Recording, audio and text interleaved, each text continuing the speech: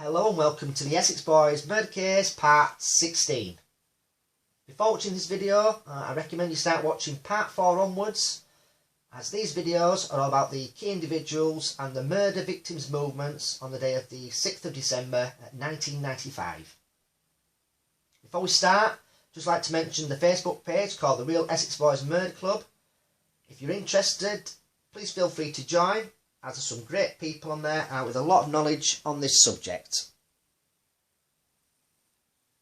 So the last time we spoke about Pat Tate, it was at his home address on Gordon Road at 3:30 p.m. He'd taken Sarah Saunders' car back to his bungalow after they had had an argument. Now, sometime before going out later with Tony Tucker and Craig Rolfe, he went back to the Eastern Car Garage Sales, owned by a Barry Dorman. As you can see on the map, the red marker here is Pat Tate's house, and the journey to the Eastern Car Garage Sales takes roughly 7 to 10 minutes, so it wouldn't have taken long. Now, how we got there, I'm not quite sure, but according to a statement from a Michael Stenning, who did valeting for Barry Dorman at the garage, states, on the afternoon of Wednesday the 6th of December 1995, I was at the Eastern Car Garage Sales. From time to time I assisted Barry Dorman doing a bit of valeting and selling of cars. It was late afternoon that Barry left. I'm not sure when he went and cannot be certain of the time. It may have been around 4:30 p.m. About 20 minutes later, after Barry left, Pat turned up and asked about the Volkswagen Passat.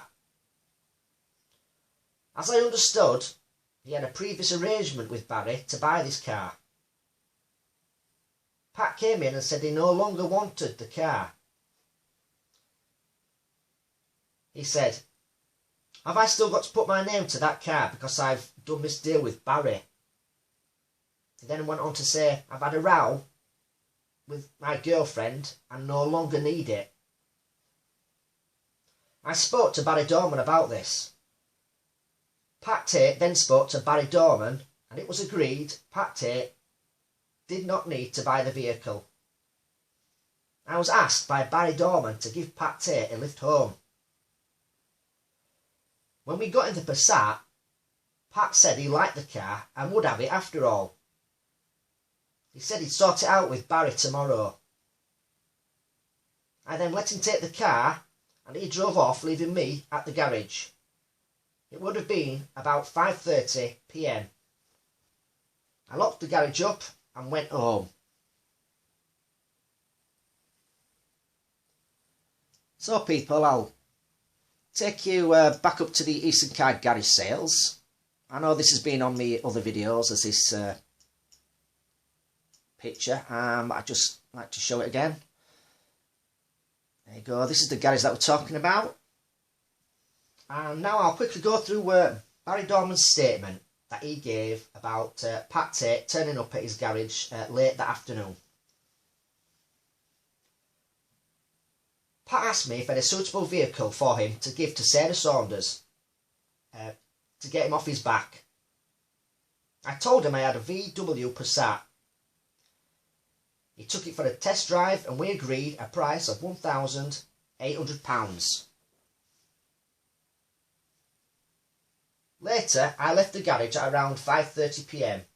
to play squash with a friend, leaving my daughter and an employee, Michael Stenning, at the garage.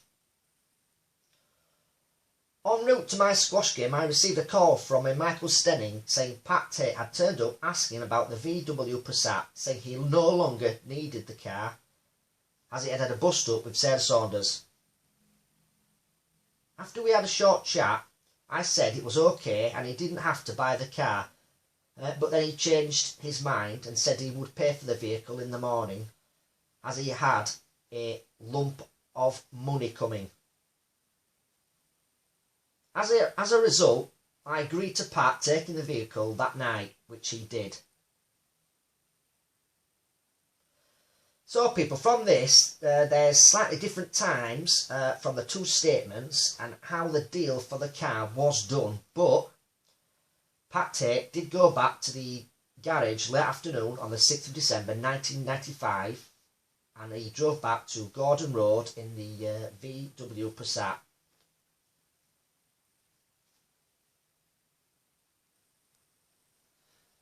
So if Pat set off from the red marker here, which is the Eastern Car Garage Sales,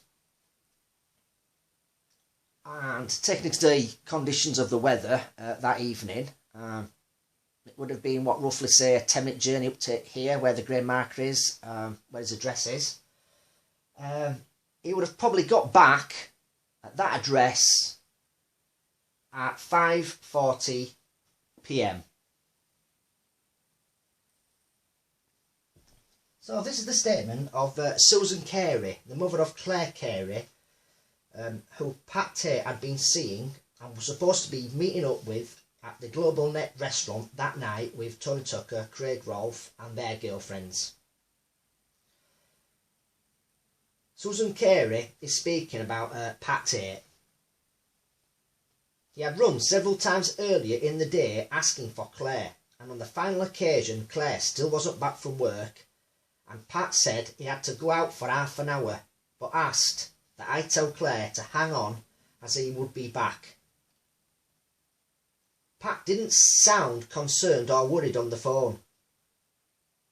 The only other contact I had was later that evening from Claire herself, stating she had been waiting outside Pat's for ages and he hadn't turned up, so she was going back to her boyfriend's.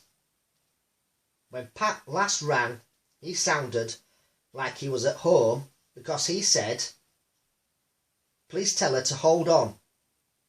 He explained that he was thinking of leaving a note in his door for Claire, but didn't know if he would bother now.